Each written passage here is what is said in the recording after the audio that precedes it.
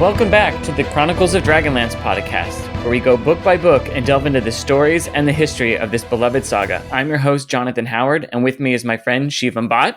Hello! We're here for a fun and exciting part of the series. It's one of the coolest short vignettes in the Autumn Twilight, one of my favorite stories.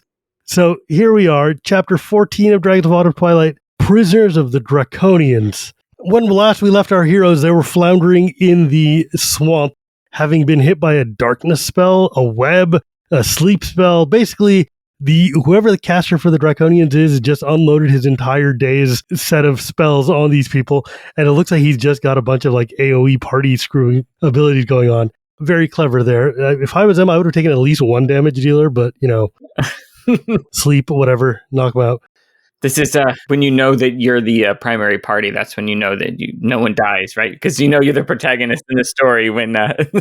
Yeah, like, that's exactly it. Like, the DM is putting us all to sleep instead of just killing us. Okay. That's when you know you have a good DM, folks, when he's not trying to kill you outright.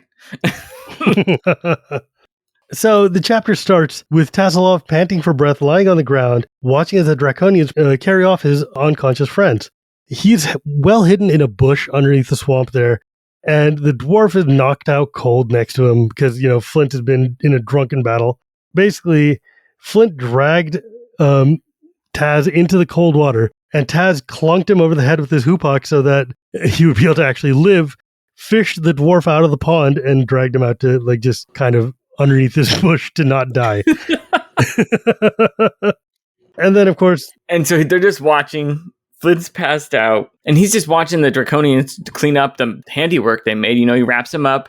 They recognize the blue crystal staff, and then there's this little comedy vignette where they're not able to pick it up. And so they try to grab it, and then it sparks them, and they finally figure out they can just grab one of Goldman's furs, and they wrap it up, and then they can take it with them, which seems to be a weakness. And, if you're going to create a magical device, you might want to make it so that Well, look, not being able to directly touch it also means that they can't use it, right? That's true.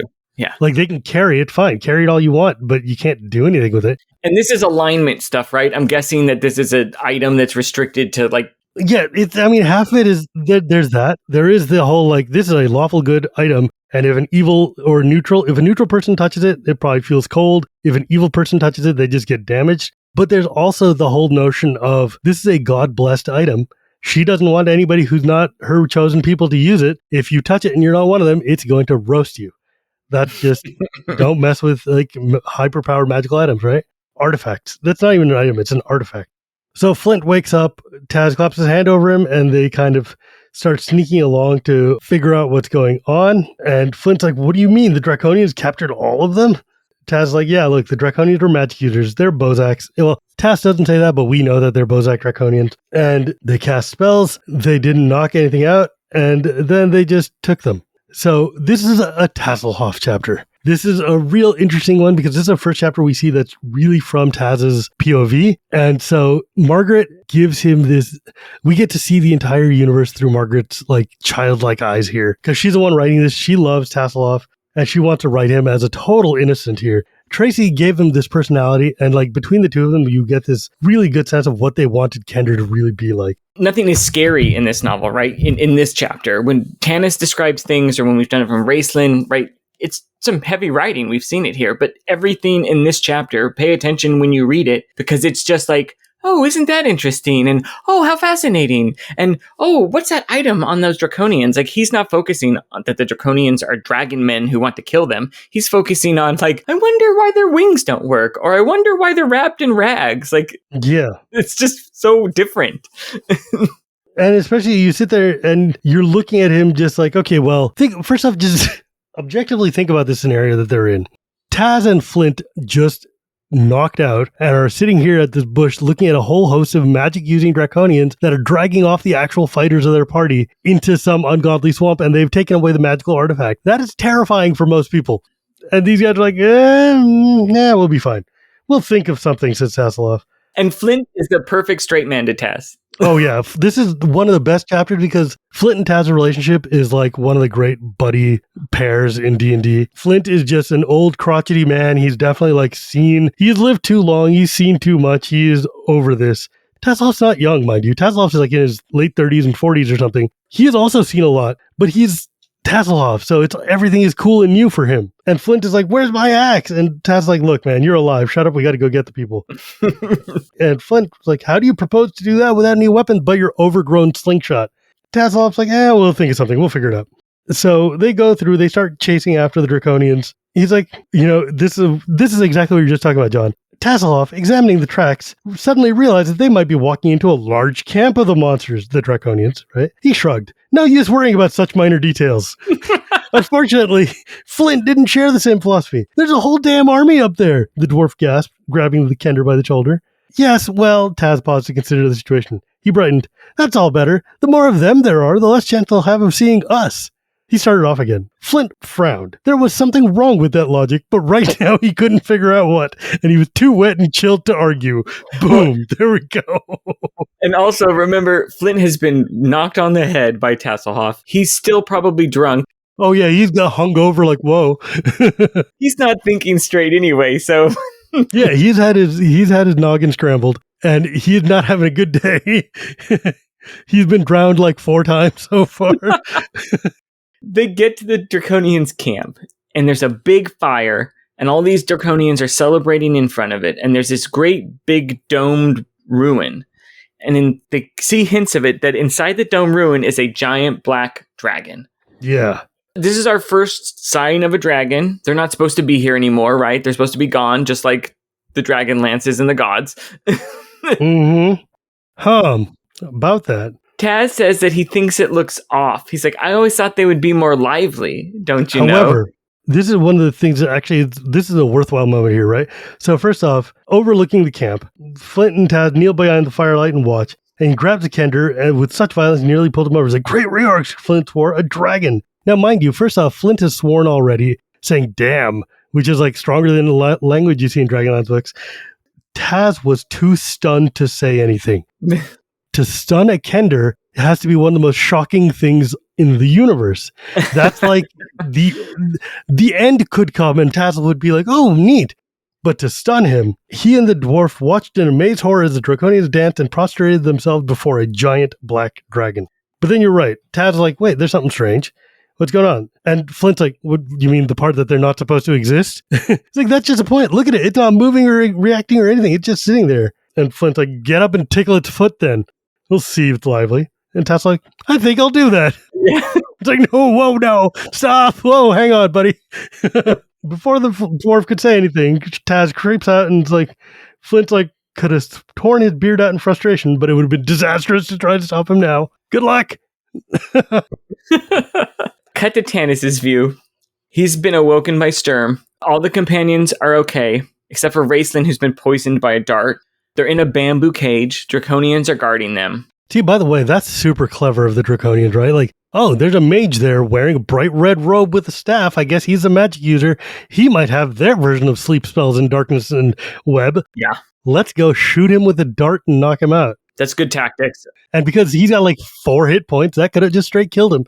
I think in chapter 13, they noted that the Draconians when Taz and Flint first saw the Draconians on the bridge, they noticed that they were wearing robes and they didn't have any weapons. So they're spellcasters. Mm-hmm. And it's smart for spellcasters who can, they can handle the warriors from enough distance. The only one who's going to give them who might be a threat to them is Raven. Yeah. Neutralize him. They can deal with the rest of them, which they did handily. So they're in the cage, they're looking around. Beyond the guards, there are hundreds of Draconians milling about a great black dragon. Yeah. Raistlin is feverish, he's shaking with chills, so it's got to be some sort of crazy poison. Goldmoon's looking after him, but she doesn't know what he was poisoned with or what to do. Tanis asks about the staff, right? Like, well, can we use the staff? And Sturm goes, like, it's over there. Yeah, it's like, sure, we could use the staff, if the dragon didn't have it. But one of the things I do enjoy, though, is like, so they're sitting there looking at this cage, and they're like, Caramon could probably snap this, and Sturm's like, Tasselhoff could probably snap this, but then we just have a couple hundred of those guys to deal with. The thing that's wild, so there's a Draconian guard. Tanis speaks to him in camp talk, basically like this patois of just garbage language common. Like, this is the first time you really see the understanding that the common tongue in this D&D world is basically just an amalgamation hodgepodge of like languages that is spoken in, war camps and stuff across the universe. It's not English, right? Yeah, it's like bastardized Istaran, basically. It's like Creole. Yeah, it's like a Creole. It's like listening to like Jamaican Pidgin or something like that. And what it is, though, and Tanis is like, you speak common? And he said in the lowest crude form of the common language that's used. And the Draconian's like, I speak common. Apparently better than you do, elven scum. And that right there is like, oh, these dragon men are actually not only intelligent, but erudite and like well-spoken. And it's like, uh-oh, what are these crazy abominations if they can talk like people do? Tanis goes, are you going to treat my friend? He's sick. And the creature laughs. He says, it's too dangerous to have a living magic user around. And that Raistlin is lucky because the other's deaths will be much more drawn out. Yeah. He's like, gosh, your mage is dying? What a shame. Alas, I guess I shall have to do nothing about it. It's like... It's a little foolish on Tanis' part to be like, excuse me, sir, that my mortal enemy, could you heal my guy who can like light you on fire with a thought? No, I don't think I will. And the Draconian's like, yeah, that's enough of that. And then they go back and they start talking to the other Draconians and in the dragon language. And so, of course, Raistlin is starting to die. Carmon's like losing his mind here because his twin brother is dying. He goes raging. With a roar like a wounded animal, the huge warrior leaped towards the Draconians. Bamboo gave way before him, the shards splintering and cutting into his skin. Mad with the desire to kill, Carmon never noticed. That is a trait we're going to notice about Carmon a lot going forward in the saga. Berserker rage. Oh, yeah. And Tanis jumped on the back as a warrior crashed past him, but Caramon shook him off as easily as a bear shakes off a fly. Sturm and Riverwind both try to stop him. Caramon is just like, peace out.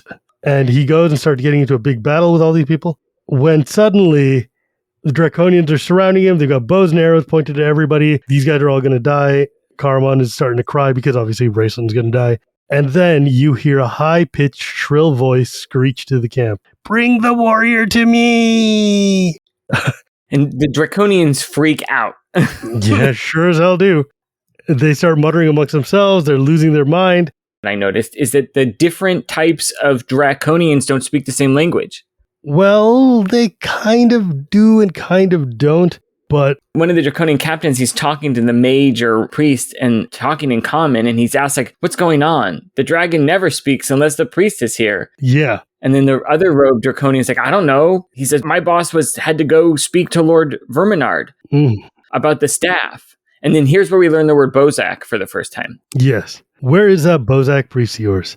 So this is the second type of Draconian we've met. The Bozak are basically not necessarily magic users, but they're like magic users / clerics. They're the clerics of Takesis. They're the priests. So they can use spells that are very similar to magic user spells.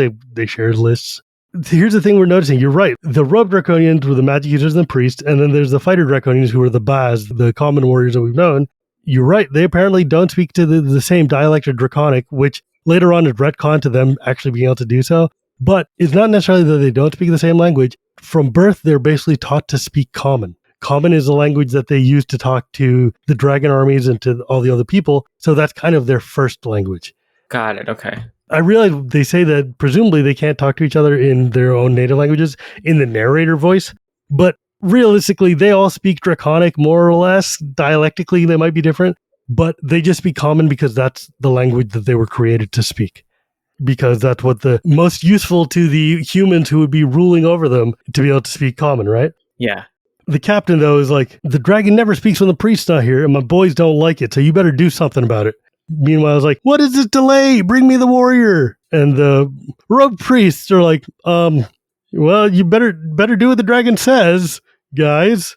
And so they motion quickly. Several Draconians rush over and shove the heroes back into the cage and drag Caramon up to the dragon. In front of him are the blue crystal staff, Raistlin's staff, their weapons and their packs. And so Caramon is sitting there. He's got blood and tears all over him. He's been like beaten to hell and back. And he's like, give me my sword so that I can fight against you. Like, let me die fighting. And the dragon starts laughing and trilling. And the Draconians are like, well, if he's laughing, so am I. Yeah.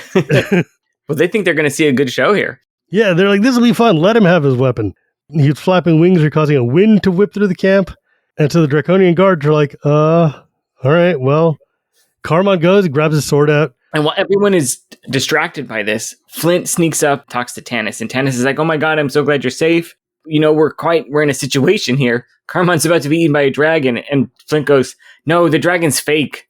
Yeah, no, this is the best line in the book. It's like, Flint, Tanis like, get out of here. There's nothing you can do. Raistlin's dying, and the dragon is Tasselhoff, said Flint. What? Tanis glared at the dwarf. Makes sense. The dragon is Tasselhoff, Flint repeated patiently. For once, Tanis was speechless. He stared at the dwarf. The dragon's made of wicker, said the dwarf. Tasselhoff sneaked behind it and looked inside. It's rigged. Anyone sitting inside it can make the wings flap and speak through a hollow tube. I guess that's how the priests keep order around here. Anyways, Taz is the one flapping his wings and threatening to eat Carl. This is my favorite scene in the book. It's so good because, like, you're sitting there. First off, there's this giant wicker dragon that is huge. Tracy Hickman's got a note in the annotated books, which like, this would indicate the dragon was set up as a religious icon to dupe the Baz and Bozaks through the Draconian worship of the idol. This said much about the god-worshipper relationship between Draconians and dragons, but it also begs the question of the wicker basket weaving and black lacquer painting skills of the Draconians. Apparently, these craftsmen are very, very good if they can weave a dragon out of baskets in the middle of the swamp. Make it convincingly look enough like a dragon to convince Draconians. Convincing the companions is easy. They don't know what the hell a dragon looks like. You can make it look like whatever you want. Yeah. Convincing dragon men who work for the Dragon Queen and have seen actual dragons. And also, some number of Draconians had to make this. Yeah. Someone had to sit there and weave this damn thing. That level of secrecy and planning is pretty nutty. Like, you would think these Draconians would have one day figured out, like, that dragon sure doesn't move a ton. But I guess they're just, like, used to taking orders. Yeah, so Flint tells Tanis to take Sturm and Riverwind to join Caramon, and he'll sneak away with Goldmoon, and that Tasselhoff has a plan to help everyone escape. Tanis groans. So Tanis informs the rest of the party. He, Sturm, and Riverwind join Caramon in front of the dragon. Because the dragon is screaming and it's been waving its wings so much, and there's this big bonfire, numerous of the huts have been set on fire, and no one has noticed so far. So Tasselhoff is going to single-handedly destroy this entire camp, and no one seems to notice yet. Yeah, because Taz is one of the greatest, most charismatic, like, he is hitting 20s on every roll he is making right now to bluff and to disguise and to con these people into buying what he is selling right now. He is putting on a frenzied show like he has never done in his life. The Draconians are so eager for the kill, they're not noticing their houses are on fire. The dragon is shrieking and howling. Caramon is terrified. His muscles are clenching. His stomach is clenching. First time he's got to go into battle without his brother, and he's like dying. Out of nowhere, Tanis, Sturm, and Riverwind appear by his side. He's like, we will not let our friend die alone, the half-elf cried. And the Draconians cheer wildly. Get out of here, Tanis. This is my fight, says Caramon. And it's like, and Tanis like, shut up and listen. Grab your sword. Grab all the stuff. Caramon, pick up the staffs. Just do what I say. We don't have time to explain. Taz is a dragon. And Caramon's like, what? Huh?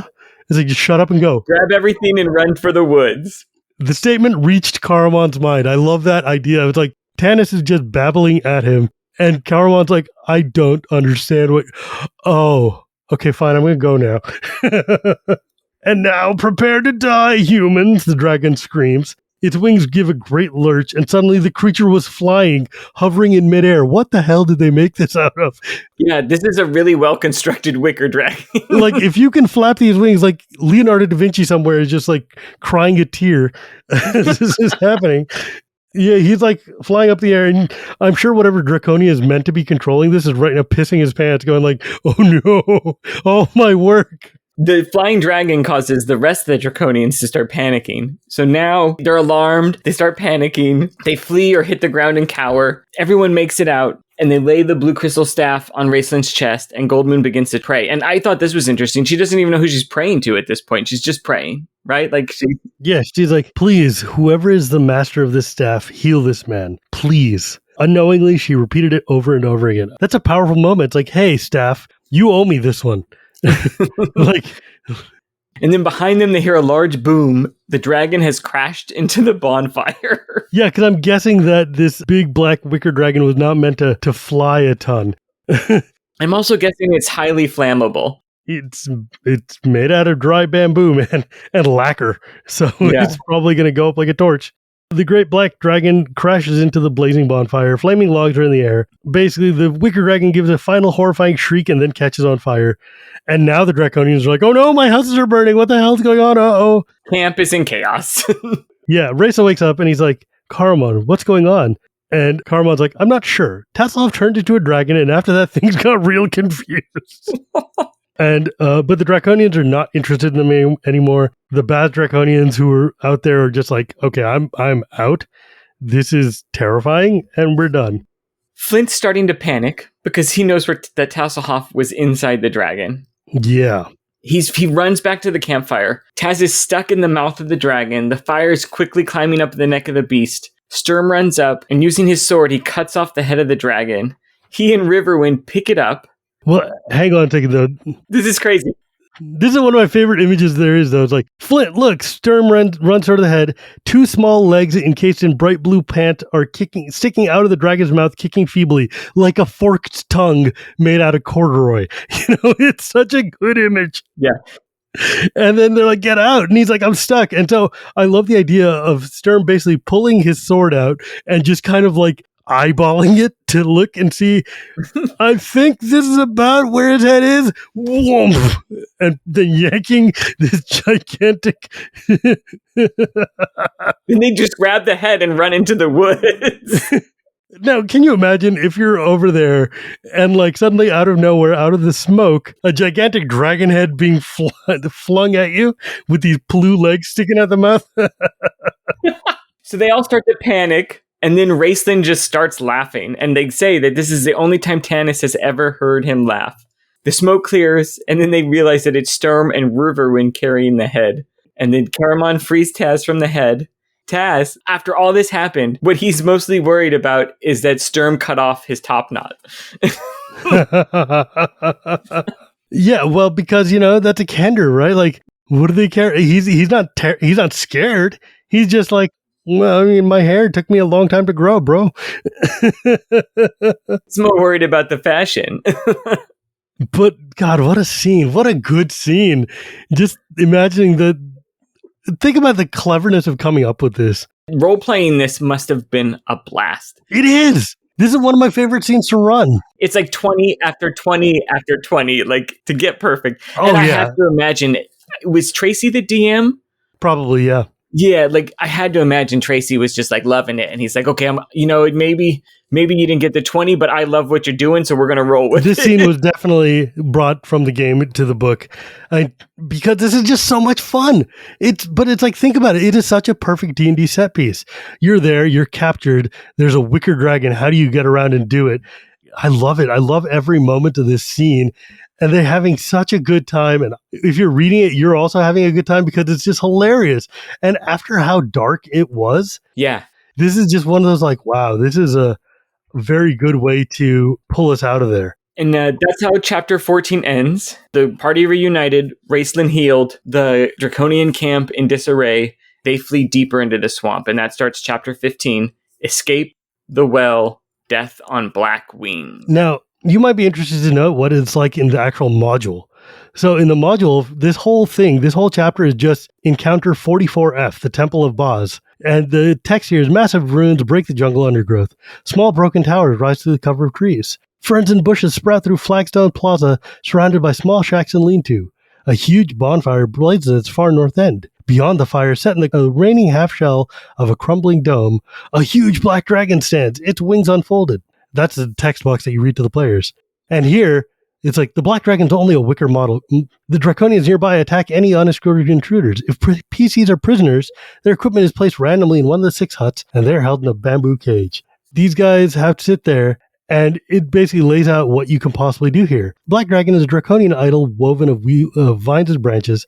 There's an opening in the figure of the base between its legs, and it tells you that if a PC gets inside the wicker dragon unnoticed, leaps up and down on the main brace and shouts through the mouth, he panics the Draconians and sends them screaming into the jungle for 1d6 turns. The whole structure, however, has a 30% chance to fall face first into the bonfire and burn furiously if a PC tries this. Anyone caught inside must check his dexterity to escape the idol and damage from the fire. He takes 1d6 each round if he fails a dex check. That is it. from that one paragraph, we get this incredible vignette of Tasselhoff and the dragon. And it's such a testament to how good these guys were to be able to get that out of there. Yeah. I don't know. I love it. It's one of my favorite things in the original trilogy. Like you said, it's a great vignette. But here we are, chapter 15. Escape the well, death on black wings, as you said earlier. Here we go. The smoke from the fire of the camp is the only light that they have because they've run away. They're deep in the swamp somewhere. Tanis is trying to take them somewhere, but he can't because his woodland skills only work in the woods and not necessarily in the swamp. This is where the writers of the Annotated Chronicles get a little cheeky. Although Tanis always prided himself on his woodland skills, he was completely lost all sense of direction in the black, misty mire. And then there's a footnote. Murky, too. Just in case you didn't know, there's black, murky, misty, and miry. They don't go very far when Riverwind plunges knee-deep into the muck. And they send Tasselhoff out first with his staff to actually start poking and like pathfinding, depth finding to see if they don't sink in the muck that they have to go through. Eventually it gets too deep for them all. Yeah. And the weaker members of the party are the shorter and weaker. So Tasselhoff, Flint, and Raistlin all have to be carried. They flog through this swamp for like an hour, it says, until they reach firmer ground. And then a sudden storm comes out of the north. Raistlin urges them to hurry up. They have to be in Zaxarath before the moon sets. And then they find a fallen obelisk, and they use it as a bridge. Raistlin insists on reading it, and he notes that the language is pre-cataclysm, so good for him, quite the scholar here. He says that the great city that surrounds you is Zaxarath, blessed by the gods. As we know, there's nothing around them. It's just a giant swamp. Mm-hmm. The great city of Zaxarath, whose beauty surrounds you, speaks to the good of the people and their generous deeds. The gods reward us with the grace of our home. Pat yourself on the back a little. Yeah, good luck with that, guys. Your pride is killing you. Trace Hickman notes that this is literally ripped off Ozymandias. Like 100%. Look at your ruins and weep, my dude. Yeah. And of course, Goldmoon's looking around, is like, oh God, horrified at this giant swamp, which is what this place used to be. They keep going because Raistlinpoisoned, of course, being the cynic that he is like, yeah, look, the gods rewarded them. Here you go. Happy birthday. And they cross into the jungle, keep going, and they see lots of Draconian tracks, and it's obviously heading towards Zaxarath. So this is getting bad.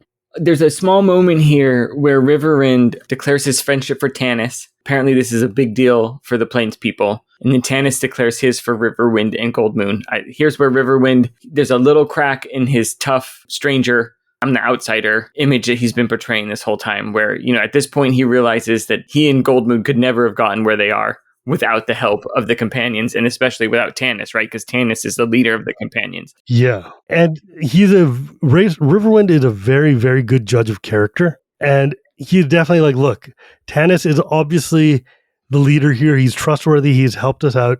He's put his own safety in danger in order to help us get through this, which is pretty amazing. So they get to ruins, and there's only one intact building. It appears to be a temple. And in front of it, there's a deep well, and everything else is gone. Yeah. They see one Draconian, who instead of fighting them, jumps down into the well.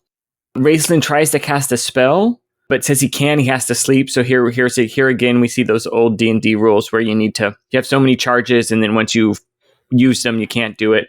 Though he hasn't cast anything so far. Maybe it's just because he's been poisoned. It's not necessarily that he's poisoned. It's that he has not had time to rememorize his spell. Mm. You need to have a proper rest and like 8 hours of study to read your books and get your spells again. But because he hasn't slept, because he hasn't had an actual long rest, he hasn't been able to reload his spells. However, it should be noted as his temple, though. So north of the wells stood the only building to escape the destruction of the cataclysm, which is pretty important, right? It's finally constructed of pure white stone, which after 360 years in a swamp is noteworthy unto itself. Supported by tall, slender columns, large golden double doors gleamed in the moonlight. Raistlin's like, this is a temple to the ancient gods. Goldmoon's strangely fascinated by this temple. Wonder why. Raistlin obviously can't cast his spell. Everybody is tired. But they just saw this winged Draconian. This is the first Draconian they've seen that's got big enough wings to be able to really glide off of. Jump into the well and... Is this a different type of Draconian? Which type is this? Yeah, because Tasselhoff, he climbs into the stone well and looks down. He's like, look, the Draconian's floating down. His wings don't flap. And it's like, yeah, because this is a Sivak Draconian, the big silver Draconians. They're like the hugest ones. They're very intelligent. They can fly, but they can also use their wings to glide with. So he goes down, and then all of a sudden Raistlin's like, can you guys feel that? Does it feel bad? And Raistlin starts backing away from the well. Tanis tells everyone to. The ground begins to shake, buckle. Riverwind grabs Taz because he's right at the edge. And it's funny. Raistlin starts backing away. Tanis is like, I feel it. What is it? And Tasselhoff, instead of backing away, jumps forward and is like, oh man, what's going on? And it was like, you got to get him away from there. We're going to die. Goldmoon is missing. They highlight that part. And the party just runs into the woods. Only Tanis and Riverwind are by the well. Yelling, no one can withstand each other. Goldmoon, we know, is now in the temple. And Riverwind seems to be having PTSD, right? He's having some sort of breakdown. I think we're confirming that he's been here before, and he's probably reliving his first experience here in some sense. Yeah, and it's wild because Raistlin is also having a panic attack, right? The mage's ghastly face glistened metallic yellow, his golden eyes red in the red moon's light, screaming something that Tanis couldn't hear. Like, they could all feel that this monstrous evil is coming up out of the well, but they can't do anything about it. And then here it is, the biggest reveal, I think, of the book so far. Up from the well bursts, a dragon emerges from it. Death on black wings. Tanis is shocked by the beauty of the black dragon. Eyes like molten rock, he can only stare in horror and awe. High in the air, the dragon speaks a word of magic, and everyone is plunged in deepest darkness. 1, we learn that even evil dragons are beautiful. And 2, it knows magic. Sure does. Oh, and then it switches view to the name of the dragon. The narrator switches point of view. And we learn the name of the dragon. K'Sante, yeah. It had been her job to keep the staff hidden, and she had failed. Yeah. And then we learn about dragon fear. This is an ability, I guess, that all dragons have. Dragon fear is basically an innate ability of dragons. Basically, what it does is if you are near a dragon, the dragon would generate a sense of fear and awe, and it just like paralyzes you. It stops you from being able to do anything. It's just overwhelming terror. You're shaking in your boots until you can get over yourself. We just read about it from Tanis's point of view, right? Yeah. He could do nothing. He looked in terror and awe. It's beautiful, but he's stunned. So we're seeing it from. It's interesting because we hear Tanis's experience where he's like stunned, and then we slip to the dragon, and it's like the dragon. She knows that they can't do anything, and we also learn that she can't see through her own darkness either. So created this big orb of darkness, and then she dropped from the sky, her leathery wings curving back like the blade of a black dagger. She drove straight for the well where she had seen the intruders running for their lives. Knowing that they'd be paralyzed with dragon fear, K'Sante was certain she could kill them all with one path. She opened her fanged mouth. And then we switch back to Tanis, and he's huddled by the well. Here's the sound of the attacking dragon, rushing noise, the pause, a sucking of air, and then what sounds like steam escaping from a boiling kettle. And I was surprised here. I was expecting fire. But it turns out that black dragons don't breathe fire. It appears that they breathe poison or hot steam or... So let's pause for a second and talk about dragons, because this is Dragonlance. It should be about dragons, right? So dragon fear, first off, like we were talking about earlier, dragon fear basically means that any like low-powered, low-hit dice thing will either be panicked and like run away and rout as fast as possible, or paralyzed with fear, or, you know, fight at a weakness. It basically means that they're in the presence of something that is so dauntingly huge that they can't even deal with it. Now, as we know, as I mentioned back in episode 1 or something, there are 5 evil types of dragons and 5 good types of dragons. The evil ones, the chromatic dragons, are the 5 colors of, you know, red, white, blue, black, and green. And the metallic dragons are brass, bronze, copper, silver, and gold. So we've got a black dragon here. Black dragons are the dragons that live in the swamps and marshes, subterranean layers, deep, dark caves, and they have a breath which is acid. Are they the smallest dragon? No, white dragons are the smallest dragons of the evil ones, but black dragons are like pretty small. Okay. I mean, it's still bigger than any of them. K'Sante is just like a younger dragon, so she is just smaller. Got it. If she was older, then she would be much bigger. Effectively, what they do is their breathing weapon here is like spitting out just this acid splash that comes out of their mouth. The sound you hear, though, is like this going into it. It's this big, just bubbling kind of like spit coming out of there. And it's just, you can hear the kind of dragon is like winding up as if to like power through its breath weapon and just go, you know? This whole next part is just It's horrifying. It's so gross. So then Tanis hears a scream, a deep voice scream, a man scream, Riverwind. So terrible and agonized was the scream that Tanis dug his fingernails into his palm to keep from adding his own voice to a horrible wail and reveal himself to the dragon. Screaming seemed to go on, and then it died in a moan. And you're like, what the hell? What does that even mean? Tanis was the first to reach the plainsman's body later. He took one look, then choked and turned away. What remained of Riverwind no longer resembled anything human. Ugh. The flesh had been seared from the body, white bones visible, and it's like, oh, the description is just disgusting. No eyes, a fleshless face, ribs exposed, organs just pooling out. Tanis would not be able to recognize this as Riverwind if he didn't know that Riverwind was right there, right before this happened. Yeah, if that hadn't literally been Riverwind 10 seconds ago, he would have been like, what is this? Pile of aspic and meat jello. The dragon made its one sweep and then it went back into the well because it won. I guess dragons are real confident in their work. No need to double check. Well, look, man. I mean, barring the special circumstances we've got going on here, Riverwind's pretty dead. You don't come back from being turned to jello. Oh my God, that's the other thing, is that you said he vomits, but Sturm says that Riverwind is still alive. So we just described that he has no skin, no face, no eyes, his guts are everywhere, and he's still alive. Yeah. So Sturm draws his sword. He recites the Solemnic death chant with his sword above Riverwind's chest. His prayers begin to bring peace, and then before he can kill Riverwind, though, they are ordered by Goldmoon to stop and bring him to her. Tanis is about to object, and then Raistlin says to do what she says. Tanis is mad, and Raistlin says, take him to her. Raistlin said coldly, it is not for us to choose death for this man. That is for the gods. That's how we end chapter 15. Yeah, but think about that idea of having to pick up this. How would you pick him up? He's going to fall apart in your hands. Yeah, like this description here doesn't leave you a lot to. You can't. What are you carrying? He is just a puddle. Well, and if you carried the bones and the muscles off and his guts are hanging out, is someone else going to carry? Look, obviously they don't describe how they carried him. We're just going to assume that they did it. Yeah, but it's like the image is very much like the end scene of Roger Rabbit where the dude dunks in the acid pot, or like, in Indiana Jones and the Last Crusade when the guy drinks out of the wrong grail and just goes immediately to Crazy Town. The first Indiana Jones where the guy gets his face melted off when he sees Ark of the Covenant open up. Yeah, exactly. I mean, and plus there's just like people who've had acid attacks in humanity who've survived these things, and it's just like horrifying. It's one thing when you're playing D&D to sit there and be like, oh yeah, the dragon breathes acid on you, and you're like, whatever, okay. I took 4d6, right? Like, or whatever it is. Yeah. But these guys sit there and like, no, his muscles jellified and his eyeballs dissolve, and you're like, takes these things that we take for granted as D&D players and gives it so much gravitas and horror. Yeah. The thing that the Dragonlance books do incredibly well is just really, really drive home how absolutely horrifying these actions that we just take in D&D games are. The writing is really vivid enough that reading this, it made me stomach turning page. And you're like, if this is the part that they showed us, what the hell was going on in Golden Village? Right? Where they were like, we didn't want to talk about it. Yeah. It's funny, though. Margaret Weiss has a note here.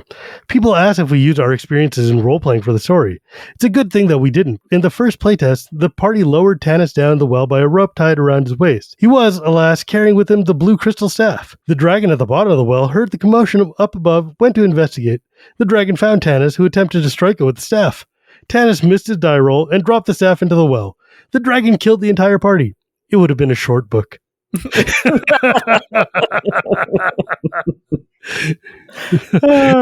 love that. That's great. Oh, Margaret.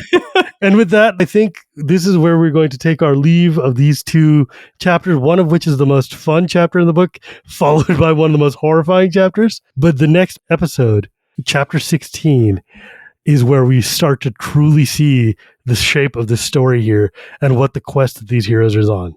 Next time on the Chronicles of Dragonlance podcast. Shivam, why don't you tell us where folks can find you? Oh, right. Yeah. The part where I'm actually supposed to plug myself. You can find me at Gearapuri Gears or at my Magic the Gathering podcast called Casual Magic. And what about you, John? Where can people come find you, assuming they're not covered in acid? Yeah. If you're still alive or you happen to be lucky enough to have a blue crystal staff, you can find me on Twitter at False Logic. And we'll see you next time.